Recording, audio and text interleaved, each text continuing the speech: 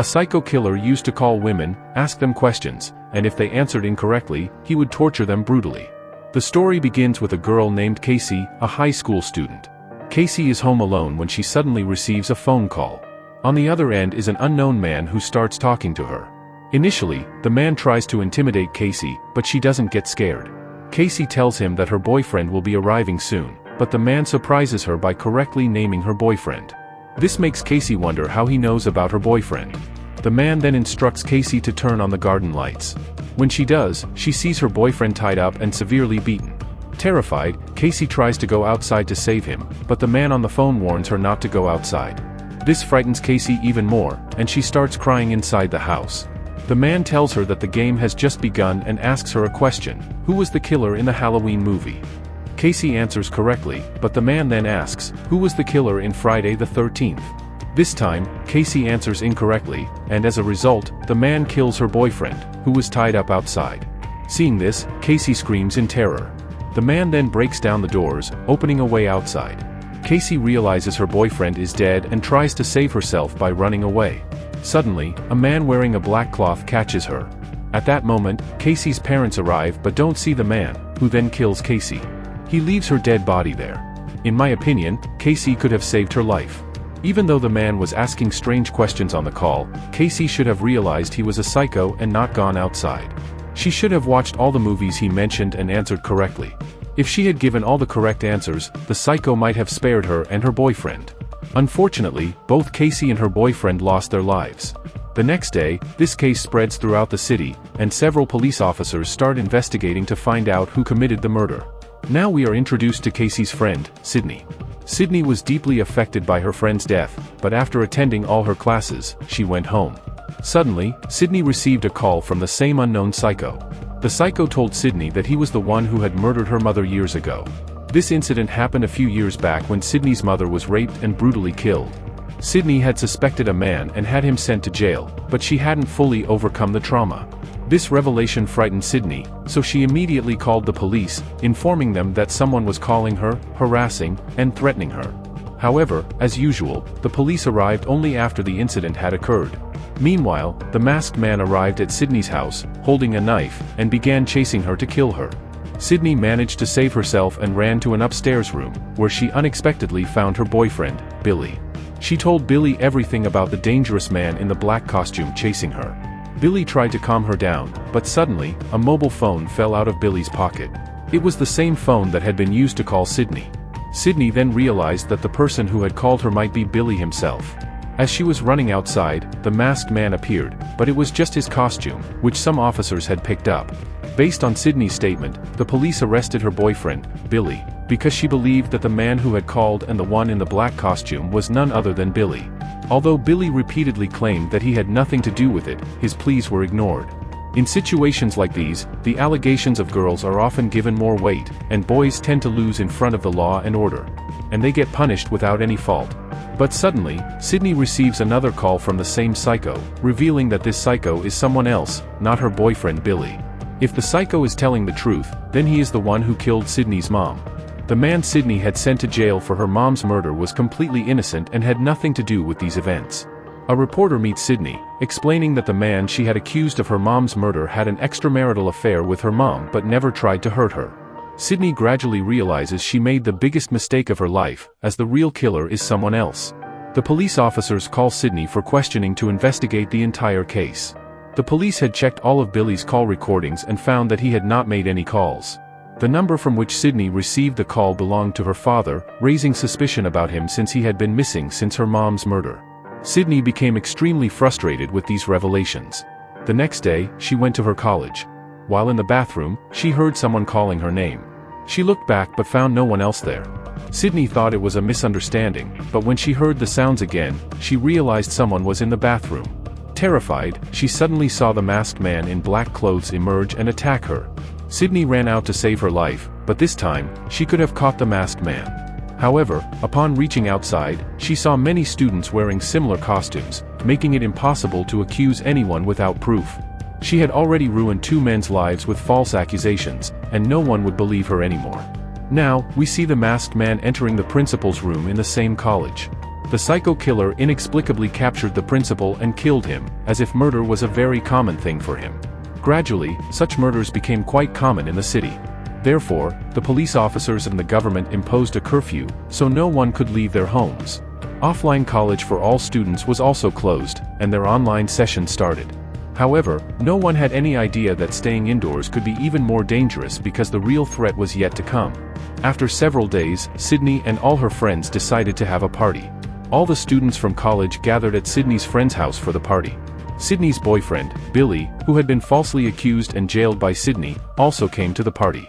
The students were having a lot of fun at the house party. Outside, the same reporter who had been keeping an eye on these events for her news channel was shown. She was willing to do anything to get the news she needed. Sydney's friend had a brother who was a police officer. The reporter started flirting with the officer and went inside the party. She was talking to everyone very nicely but cleverly placed a video camera to keep an eye on everything happening inside. Now, one of Sydney's friends went to get drinks from the fridge, but suddenly, the man in the black costume appeared in front of her. He tried to scare Sydney's friend, but she thought it was a joke. In the next moment, the masked man pulled out a knife and brutally killed Sydney's friend. However, no one was aware of this murder yet. The officer received a report that a car was found near the bushes of the house, so he went to check it out with the reporter. Upon reaching the bushes, they discovered that the car belonged to Sydney's father, who had been missing for several years. Now all the students realized that one of their friends had been killed and her dead body was still in the basement. Therefore, they all started running to save their lives. However, Sydney was in an upstairs room with her boyfriend Billy. Billy was trying to get close to her and make her forget about the past. He assured Sydney that he didn't know the masked man, but suddenly, the same masked man appeared behind Billy and quickly killed him with a knife. This happened right in front of Sydney. But she couldn't do anything. She kept screaming and running outside, but all her friends had already left, meaning there was no one to help her. Sydney somehow reached the reporter's van, where the reporter's assistant was present. She told him that the man in the black costume was after her. The assistant let Sydney into the car. They started watching the video feed from the camera inside the house to see where the masked man was.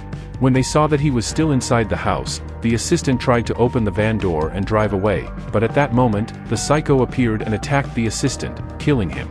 He then attacked Sydney, but she managed to run far away. Meanwhile, the police officer and the reporter arrived. The officer told the reporter to call the police and bring the entire force while he went inside the house to find Sydney. The reporter, upon reaching her van, discovered that her assistant had been killed. She was shocked but drove away with her van. Suddenly, someone emerged from the bushes. It was Sydney, who had been badly injured by the psycho. The reporter tried to save Sydney by pulling over, but this caused an accident. Sydney, trying to save her life, ran back into the house, where she encountered the officer. Sydney thought she was safe with the officer's presence, but the psycho had also attacked and wounded the officer with a knife. When Sydney entered the house, she saw Billy coming down in a severely injured state. He was still alive, barely breathing. A little later, the masked man approached Sydney. She grabbed the gun from the officer's pocket and pointed it at the psycho. Suddenly, the man in the black costume disappeared. Sydney's two friends, who had been running for their lives, arrived at the house. Staying together in the house turned out to be a good decision for their safety. Sydney's two friends were named Steve and Ben. Steve accused Ben of being the killer, but Ben reassured Sydney that he hadn't done anything wrong. Sydney noticed that Billy was recovering too quickly from his injuries. He wasn't in pain at all. She also noticed that the blood on Billy's clothes was actually tomato sauce. Suddenly, Billy killed Ben. Realizing this, Sydney understood that the masked man was none other than Billy. Steve entered the room, revealing that he had been working with Billy all along. They had started the serial killings together. The first time Sydney suspected Billy and got him arrested by the police, it was Billy who had tried to kill her. In police custody, Billy used a voice changer to ensure his voice wouldn't match, allowing him and Steve to communicate with Sydney without suspicion. They had also routed their calls through another country to avoid detection. The police were completely misled and found no evidence against Billy, so they released him. Confronting Billy, Sydney asked why he killed her mom. In a fit of rage, Billy revealed that her mom had an affair with his dad, leading his real mom to commit suicide. To avenge this, Billy and Steve killed Sydney's mom. Billy decided to kill Sydney next. They had kidnapped Sydney's father from the beginning, making it look like he was the prime suspect in her mom's murder. Billy and Steve planned to kill Sydney and then her father, making it appear as though her father killed her mom and then Sydney before taking his own life. As Billy and Steve advanced to kill Sydney, the news reporter appeared with a gun, aiming at Billy and Steve to protect Sydney. Billy, not wanting to be caught, attacked the reporter and brutally beat her to take the gun. When Billy and Steve returned, they found that Sydney had disappeared. Taking advantage of the opportunity, she hid somewhere. The two of them were frantically searching for Sydney throughout the house. But now Sydney had put on Billy's costume. In the next moment, she jumped on Billy and started attacking him because Sydney realized that sitting quietly would not save her at all. So, she had to attack Billy.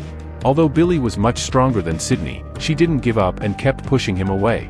Steve was also helping Billy to kill Sydney, but Sydney cleverly threw a TV at him, which instantly killed Steve. And that was the right thing to happen to him because he was supporting the wrong side. Now Billy completely overpowered Sydney and was about to kill her. At this point, Sydney had two options if she wanted to save herself. First, she could attack Billy's vital parts to escape, or second, she could hit him on the head with the nearby items to make him move away from her. Unfortunately, Sydney was so scared that she couldn't act against Billy. In the next moment, the reporter arrived with a gun in hand and aimed at Billy, preventing him from hurting Sydney. After multiple hits, Billy was killed there. The reporter saved Sydney's life. By morning, police officers and hospital staff had arrived, taking all the injured students to the ambulance. The reporter, with her assistant cameraman, was there, recording everything for her channel.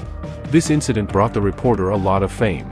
She decided to combine all her experiences from this case into a book. With all the evidence coming to light, Sydney's father was released as there were no allegations against him. Afterward, Sydney started living a good life with her father, and thus, the first part of our story ends here.